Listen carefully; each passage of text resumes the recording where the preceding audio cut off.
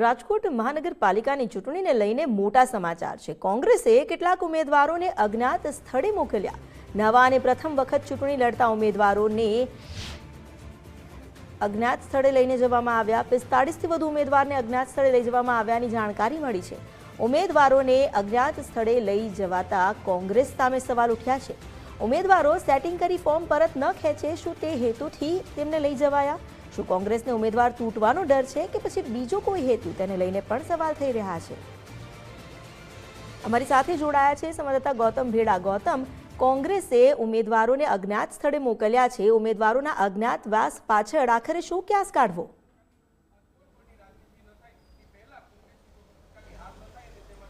ચોક્કસ જ્યારે સ્થાનિક સ્વરાજ સહિતની જે ચૂંટણીઓ આવતી હોય છે ત્યારે સામાન્ય રીતે કાર્યાલય જે હોય છે રાજકીય પાર્ટીના ત્યાં ધમધમાટ જોવા મળતો હોય છે, પરંતુ રાજકોટ શહેર કોંગ્રેસ કાર્યાલય ખાતે ચિત્ર થોડું ઉલટું હોય એવું લાગી રહ્યું છે। અત્યારે અમે કોંગ્રેસ કાર્યાલય ખાતે પહોંચ્યા છીએ, જ્યાં અત્યારે લગભગ 10 થી સવા 10નો સમય થયો છે ને હજુ પણ ત્યાં તાળા લાગ્યા હોય એ પ્રકારના દ્રશ્યો છે, કોઈ હાજર નથી। જે વાત મળી રહી છે કે કોંગ્રેસ દ્વારા જે પણ નવા અને જે પ્રથમ વખત ચૂંટણી લડતા જે ઉમેદવારો છે તેમને કોઈ અજ્ઞાત સ્થળે લઈ જવામાં આવ્યા છે। આનો આંકડો પણ ખૂબ મોટો છે અને તમામ જે ઉમેદવારો છે તેમને કોઈ અજ્ઞાત સ્થળે લઈ જવામાં આવ્યા હોવાની વાત છે। સવાલ એ છે કે શા માટે અજ્ઞાત સ્થળે લઈ જવામાં આવ્યા?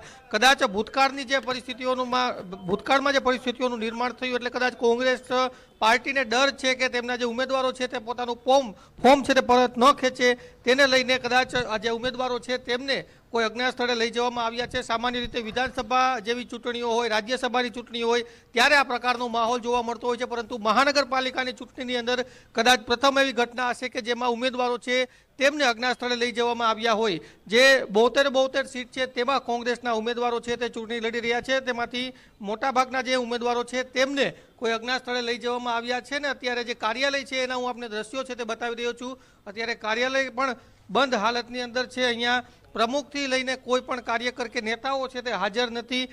જે વાત મળી રહી છે પ્રમુખ છે તે પણ આ તમામ જે ઉમેદવારોને અજ્ઞાત સ્થળે લઈ જવામાં આવ્યા છે તેમની સાથે છે અને જે પણ જૂના ઉમેદવારો છે તે ચૂંટણી પ્રચારની અંદર વ્યસ્ત છે। એટલે કે જે સામાન્ય રીતે જોવા મળતું હોય છે કે ચૂંટણીઓ આવે છે, આગામી 11 દિવસ બાદ મહાનગરપાલિકાની ચૂંટણીઓનું મતદાન છે। અત્યારે પ્રચાર પ્રસારનો ધમધમાટ હોય છે, પરંતુ અહીંયા કંઈક અલગ જ પરિસ્થિતિ છે અને તમામ જે મોટાભાગના ઉમેદવારો છે તેમને કોઈ અજ્ઞાત સ્થળે લઈ જવામાં આવ્યા છે। જી આભાર આપનું જાણકારી આપવા માટે।